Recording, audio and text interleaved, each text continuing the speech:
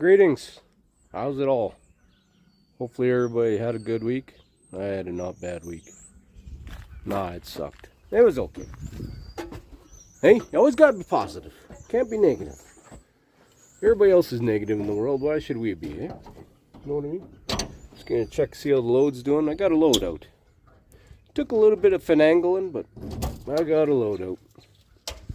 Let's see how we can climb up in here. Take a look. I got a generator. Whoa, I'm falling everywhere. Got crates. Got some boom booms. Can you see in there? Can't see in there. What if I did this? Hey! This thing is fantastic, these freaking phones. So, got some pallets back there. We got some sprockets. We got a bunch of stuff. Which is good. We worked for it. But I tell you what. This generator, she did really good for one day. Really good.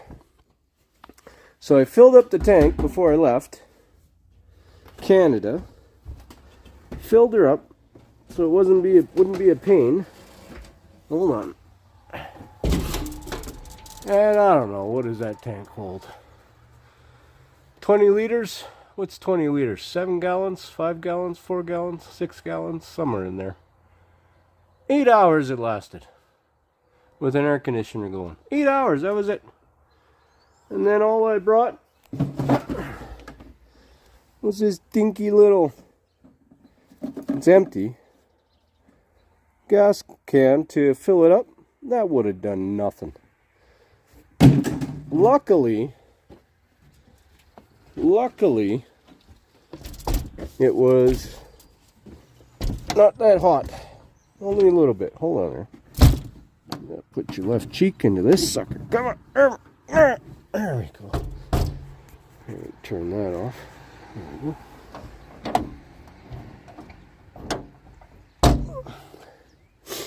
So, kind of sucks not having your own trailer, because then you got to just stick this stuff on, you know. Kind of sucks. I don't mind doing favors, but you sure miss all your stuff when you don't have it. But just look where I'm parked here right now, taking a little break. Atwood, Kansas. Nice little park behind us. Pretty cool. This trailer, it's not too bad. It's pretty skookum, as they say. Pretty skookum. I do have some problems with it though. It's not very safe. So, take a look at this hook. Look at this hooker. See that? Barely even hooked on there. Hold on, you can't see that. What if we did this again? Yeah, there we go. Look at that. Barely hooked on. But that's the best I can do because this part hits the rubber. This part hits the rubber of this track, so it won't get pulled all the way. So we're barely hooked on there all the way along. Look at, these are all tight. They're all tight, but they're all the same. They can't get past this rubber because it comes down so much, like goes right to there. That hook won't go any further. So that's one problem I have. I would just put, if this was my trailer, I'd put a bar, I'd weld a bar down here so that your hooks can just hook onto that bar.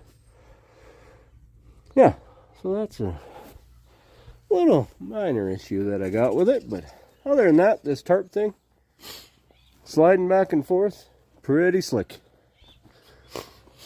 Pretty slick. Why am I getting all snotty again? What the? Excuse me. So then, once again, I had to put the sticker on down here. Pain in the butt. Oh, I must have been looking out of my bad eye with that one. That's a little crooked. Alright.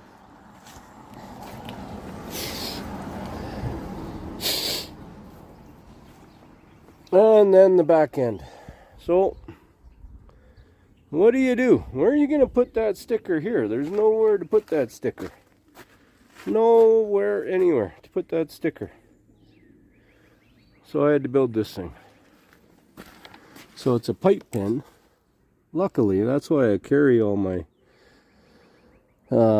drills and ratchets and nuts and bolts. So I had to bolt. Luckily I kept this thing too. So I had to bolt this holder to the pipe pin. And then I got one of my makeshift placards there. And then it fits in this little slot here, but it doesn't go all the way through, right? There's no hole there, so it just sits in there. So then you got to figure out a way to hold it in there. So we cross strap it and pull it here.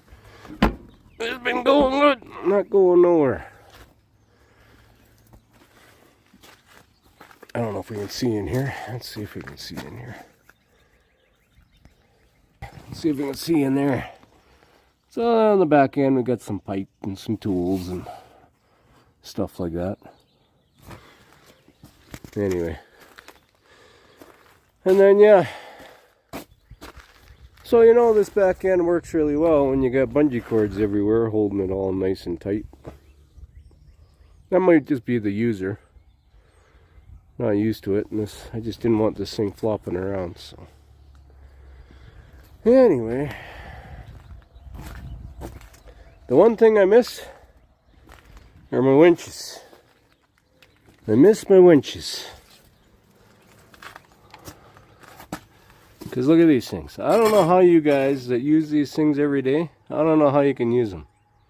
Once you start using 3-bar winches, these are a royal pain in the butt. 3-bar winches are the cat's pajamas.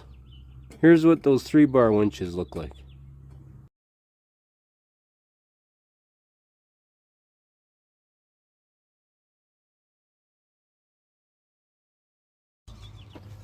So these ones, you know, you gotta get the strap just so perfect in there, and it just slows you down. Cause then you gotta go through the rub. You gotta go through the rub rail down here. You know, like it's just royal pain in the butt. So hats off to you boys and girls that muck with these winches under here on these tracks. I looked all over the place, trying to find them on all the interwebs and on the line and all that, trying to find 3-bar winches for under here. Can't find them. If you can find them, let me know where they're at. I also want some portable ones that are 3-bar winches. Can you help me find those? That would be great. Also, if you're stuck in trailers, have more than 15 winches and have them on both sides.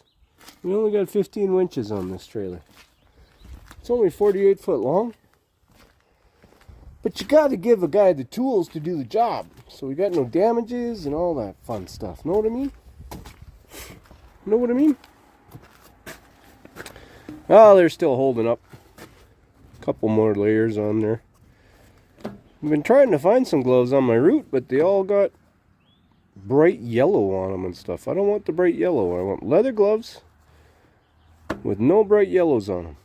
So we stick to tape. These'll do. These'll do. Well, that's all we're doing. Cruising north finally. Actually, I'll tell you what we did. Here, pull up a seat.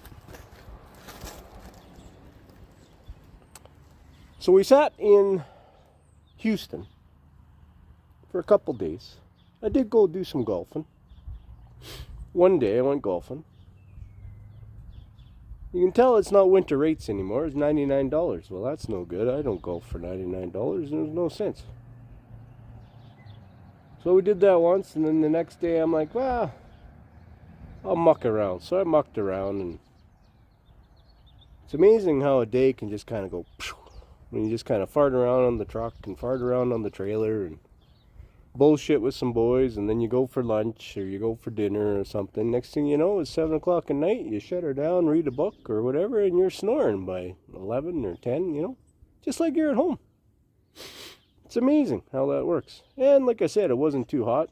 I got some fans I put on in here and turn the fan on and just gets going. And it wasn't humid. That was the problem. That's normally the problem in Houston, is it gets humid, right? So it wasn't humid. It was beautiful, beautiful, beautiful. Right now I've got my the old corduroy on because she's cold here. It's going to be about -2 here in Kansas tonight. Celsius, that is. It's about 35, 36 Fahrenheit, I think. I don't know.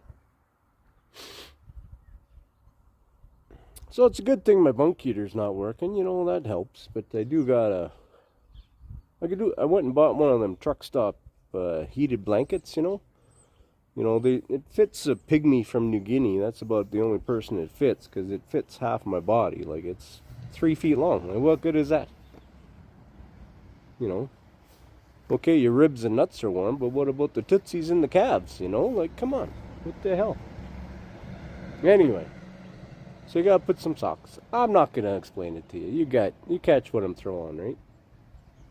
So then I get the call. Okay, we're gonna, we got stuff to do. You know, it's a little tough out of Houston, but we're gonna make a load out of this for you. So I ran north, got some boom booms, and then into Dallas, loaded up some more. Then up to Oklahoma City this morning, loaded up some more, and now I'm here in Kansas. It's been a day. It's been a busy day. 670 miles or something. Yeah, it's been good. Couple days sitting there, but you know, we're back on track. You know, hopefully things will kind of even themselves out here. Keep some freight on the trailer, which is how everybody does well, right? You got to think, you know, even these big companies, you know, even us owner operators are doing, you know, we're struggling a little bit with the rates, but think about owning all these trucks and being the company that owns trailers and terminals and all that stuff.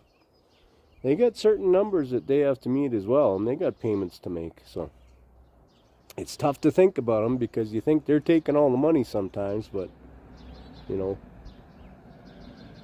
they're trying to earn a living too for their shareholders and all that stuff. So I try to look at the positive on everything, and it kind of drives me nuts sometimes, and I know it drives other people nuts in my life, but you got to do it. Otherwise, I would be I'd be more gray than I am, and I'd be more cantankerous than I am. So, is that a word? Cantankerous? Yeah. So, it's the weekend. Everybody have a good weekend. We'll check back with you next week. Get all this stuff unloaded. Going up to northern Alberta to deliver the boom booms again, and then hopefully hook back up onto my wagon. Stay tuned for some more riveting video. Keep a strain on the reins, everybody. Keep a strain on the reins and keep smiling. Bye for now.